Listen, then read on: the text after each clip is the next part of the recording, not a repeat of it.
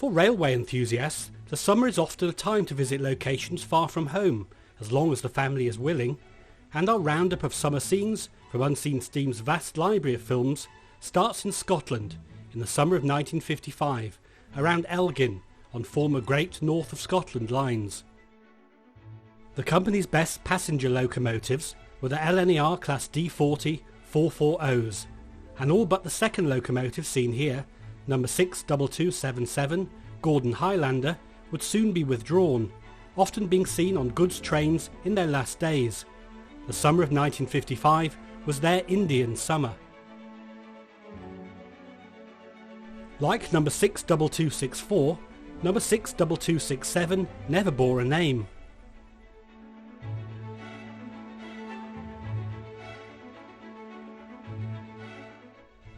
(62275) was still named Sir David Stewart.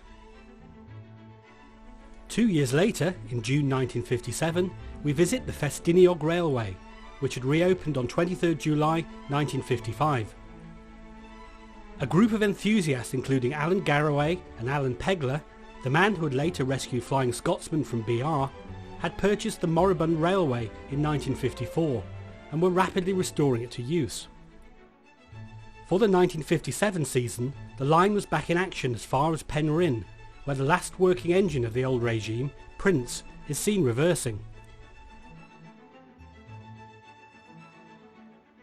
One double Fairley, Livingston Thompson, renamed Taliesin, was also back in action this summer, making it a great summer of steam in North Wales. Minffordd had been the terminus for the 1956 season, situated next to a BR station on the Cambrian coastline. Here we see a Collet Baby Castle, entering from the Pwllheli direction. Reaching Festiniog itself would take another quarter of a century, 1982, but in 1958 a pannier tank was to be seen in the old GWR station on a freight train. 1957 was possibly the last full summer of steam on BR. However, there was a cloud on the horizon in respect of dieselisation and electrification, forecast by the 1955 modernisation plan and its emergency acceleration announced this year. Crew Works was still keeping the legendary Stania Pacifics in top order, and here we see an unidentifiable member of the Princess Coronation class undergoing final fettling prior to being repainted in express passenger livery, probably in BR Crimson, a shade which had only just been introduced and was confined to the two types of Stania Pacifics.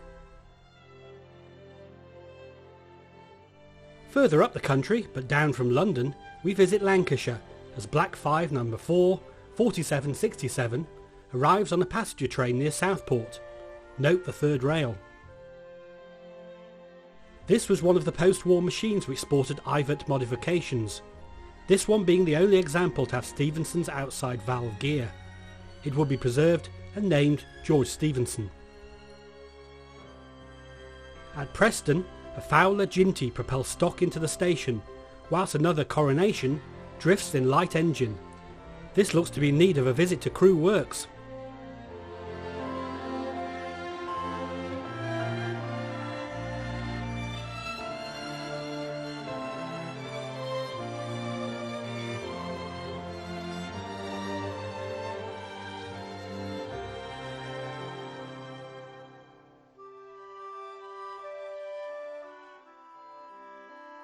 Here, a very standard member of the 842-strong Black 5 class departs on a van train.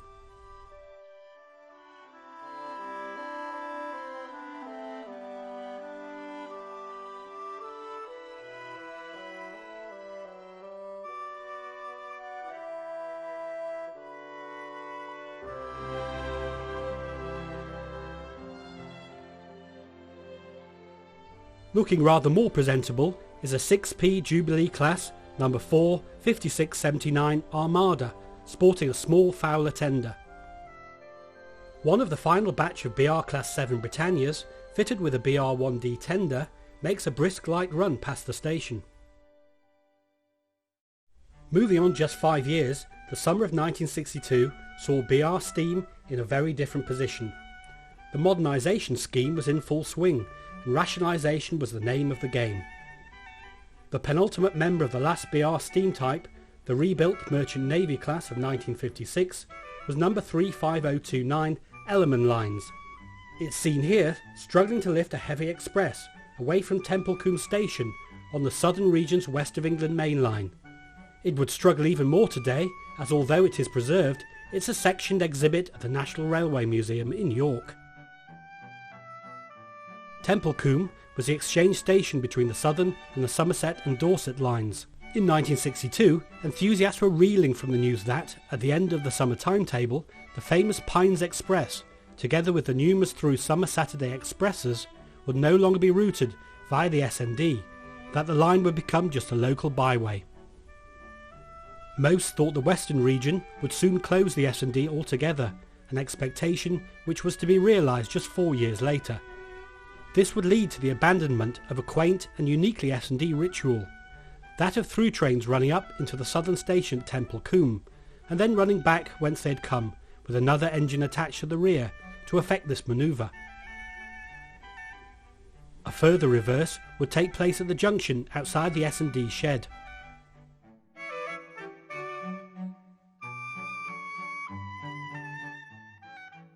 Few frames of cinefilm seem to have been exposed at the principal station of the southern part of the S&D, Blandford Forum, so these scenes are a bit special.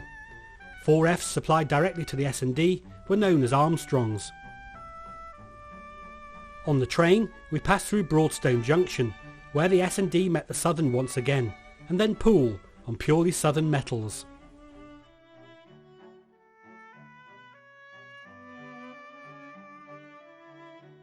Right up until its final 6 months, all S&D trains turned off the Dorchester main line at Branksome to terminate at Bournemouth West Station.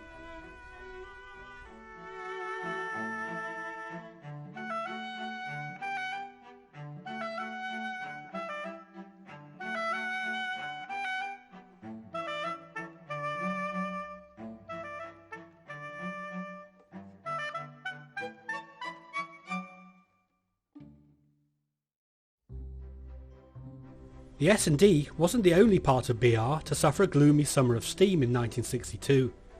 Ever since 1957, there had been increasing numbers of line closures, reducing the network considerably and eliminating a great deal of work, particularly for elderly and smaller locomotives. Diesels were everywhere.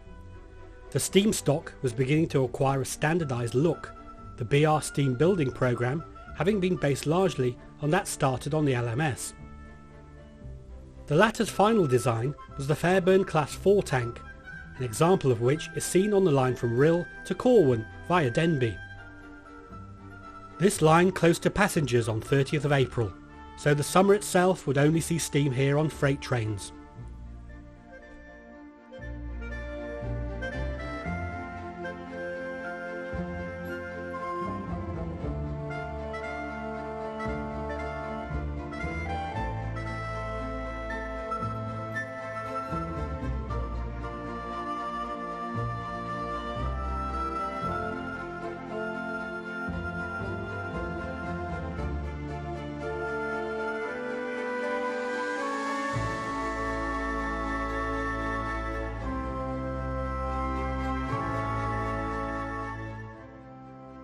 By the time the summer of 1963 arrived, Britain's railways were reeling under the shock findings of the notorious Beeching Report, which advocated yet more drastic pruning of the system and the rapid elimination of steam.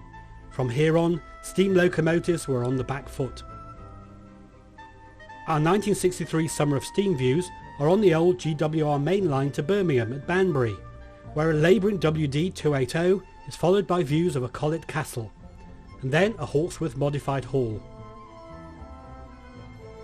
Steam locomotives were already beginning to look unkempt, although there was still quite a wide variety to be seen.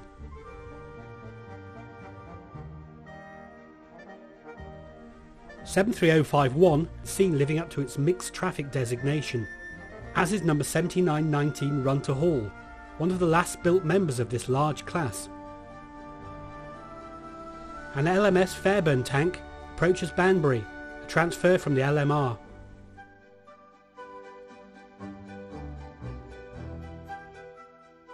Seyton Grange was one of the smaller wheeled GWR mixed traffic 460s, more frequently used on freight than the Halls.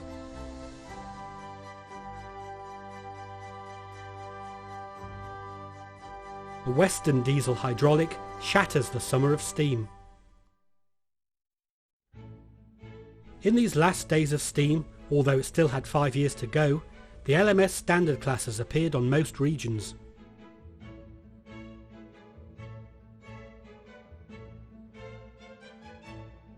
On 27th June 1964, a summer steam rail tour was organised by the RCTS and ran as 1X44 from Sheffield Victoria via the Great Central Main Line and Woodhead behind B1 460, number 61360.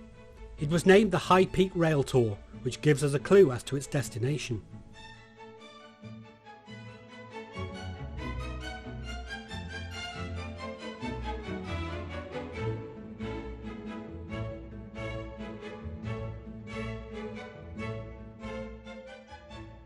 At Penistone, the prototype Woodhead electric locomotive E26000, Tommy, was attached as pilot, since steam was officially banned from working through the 1951 built new Woodhead Tunnel. The pilot thus remained attached through to Guide Bridge.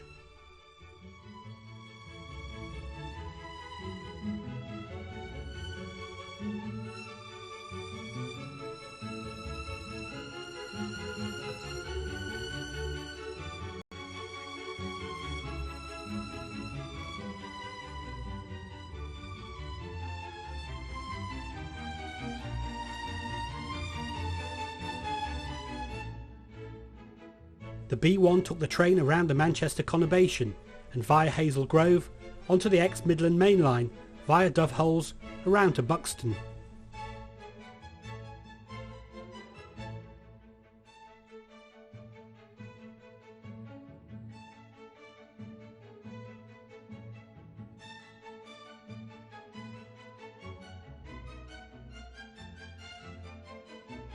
Taking the connection to the Ashbourne line at Buxton No. 1 junction, it ran on to Parsley Hay via Hindlow.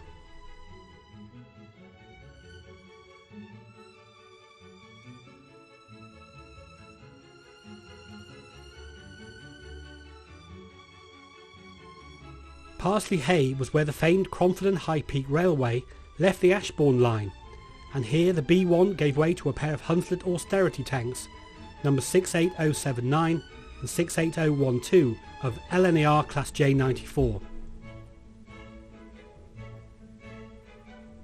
The train over the Cromford and High Peak line will consist of 3 brake vans and 3 open wagons, with the tour participants standing in the latter, in a similar way to that in which logs were sometimes carried in open wagons. This was a far cry from the comforts of the train on which they had arrived. Just 20 minutes were allowed for all this manoeuvring.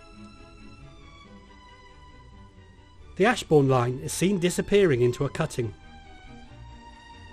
Most photographs and film of the Cromford and High Peak Railway show the famous inclines at the eastern end of the line, but the section from Parsley Hay was equally interesting, as were the cars waiting at the level crossings. Photographers were out in force.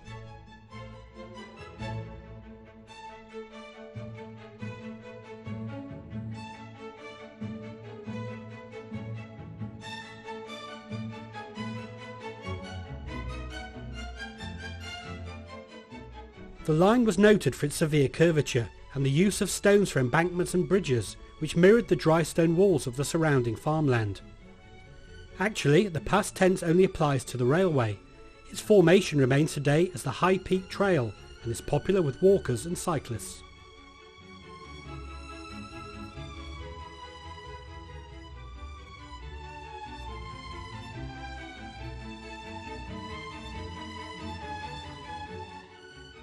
The train would carry on along the line to Middleton Top, where the passengers would have to walk down to Middle Peak. Further footage of the rail tour will be found on the Unseen Steam website.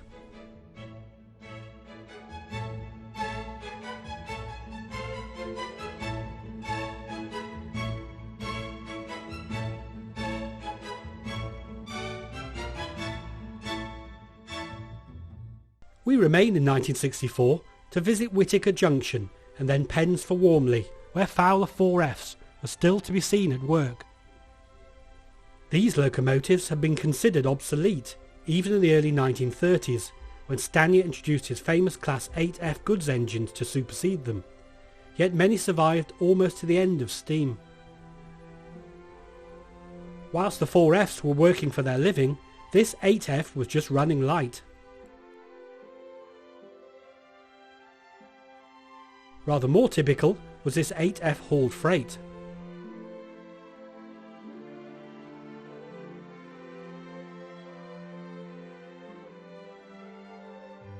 The wartime WD-280s ascribed to Riddles were very much simplified versions of the 8F for short-term requirements. Yet they lasted as long as the normal classes, despite their austerity design. 1965 was declared to be the last year of steam working on the Western region. Nevertheless, as the former Cambrian railway lines were transferred to the London Midland region in the 1963 regional boundary changes, steam would survive longer than this on some former Western lines in North Wales. However, rationalisation would see the end of some parts of the Cambrian lines, those around Oswestry losing their passenger services at the beginning of that year, meaning that this film of standard tanks working at Oswestry in the summer of 1964 would be its last.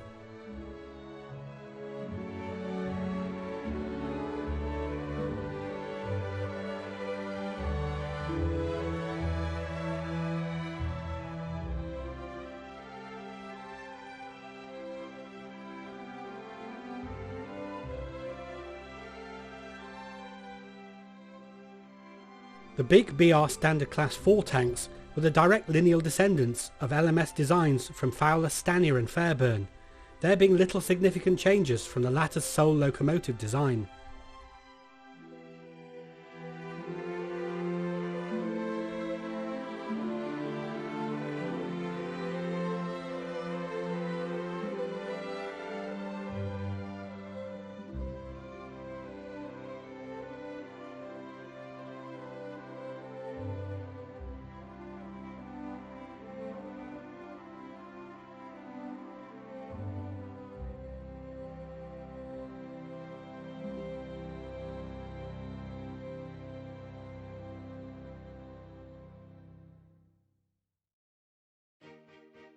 In the Cumbrian Mountains, the final summers of steam took place between 1966 and 1968, as the infamous climb of the West Coast Main Line up from the Lune Gorge to Shap Summit was not scheduled for electrification.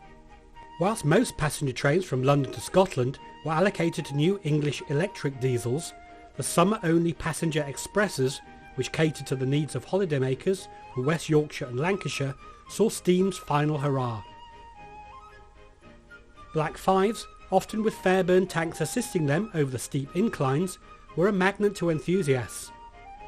And after the short parcels and passenger train needing just a Black Five has gone, we see number 4 4673 battling with nature, and an 11-coach train with one of these modern tanks giving a healthy push at the back.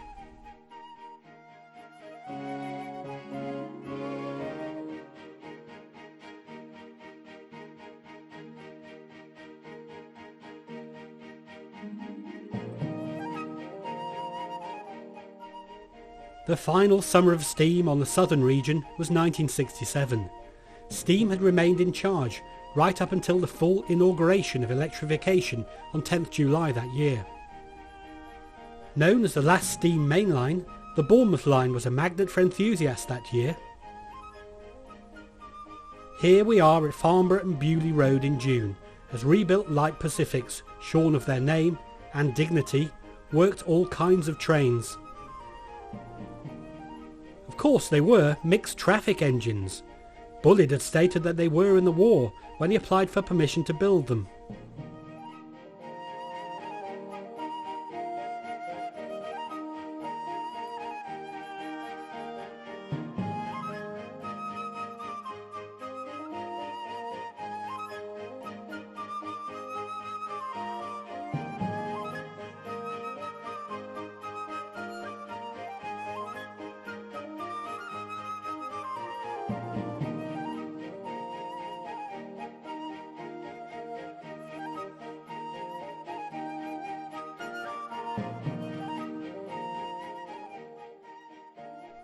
Standard Class 5s also remained until the end.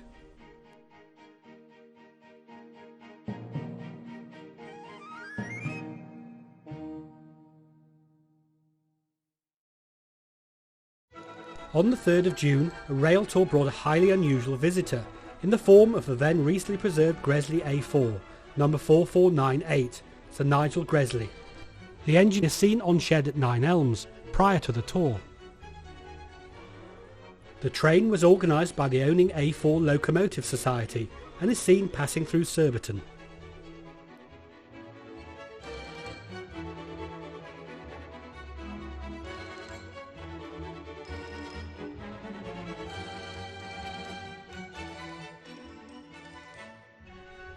Even more famous was Sir Nigel Gresley's first type of Pacific, the A1 class. Later upgraded and reclassified as A3 class, BR had decided that saving an A4 was enough, and thus Alan Pegler stepped in to secure Flying Scotsman, the engine today known as the most famous locomotive in the world.